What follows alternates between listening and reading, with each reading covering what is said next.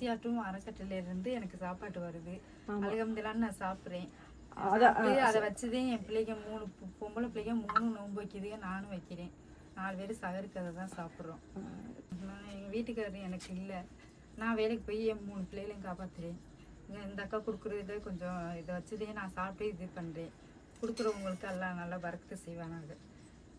பிரியாணி கொடுக்குறாங்க, ஒரு நாளைக்கு குஸ்கா நல்லா இருக்கு. சாப்பாடு சாப்பிட்றதுக்கு நல்லா இருக்கு, இப்போதைக்கா இருக்கு.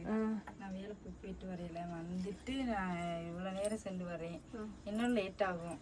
அப்போ வந்து சமைக்க முடியாது, எனக்கு கால் கையெல்லாம் வலிக்கும். அப்போ இவங்க கொடுக்குறது கொஞ்சம் ஹெல்ப்பாக இருக்கு. சாப்பிட 3 பிள்ளைய வச்சுக்கிட்டு இருக்கிறதுனால என்னுடைய வருமானமே பத்தலை.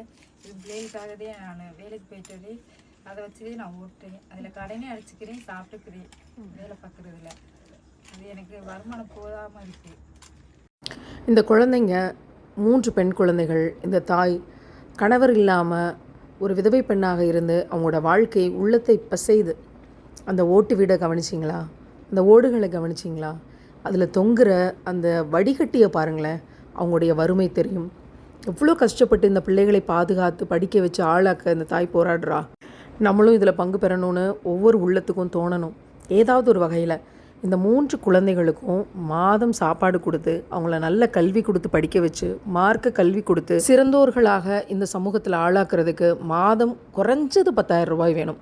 மளிகை ஜாமானும் அவங்களுக்கான படிப்பு செலவுக்குமான தொகையாக இதை நம்ம கொடுக்கணும். கருணை உள்ளம் கொண்டவர்கள் இந்த காணொலியோடு இணைப்பில் இருக்க எனக்கு இணைப்புக்கு வாங்க.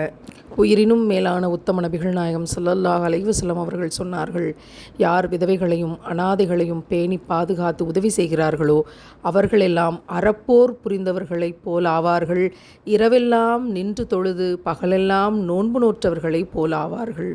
நாமும் இந்த ரமலானில் கடைசி 10 அந்த பாக்கியத்தை பெறுவோம். ஒவ்வொரு குடும்பத்தையும் ஒரு நாளில் யாராவது சிலர் தத்தெடுக்க முன்வாங்க.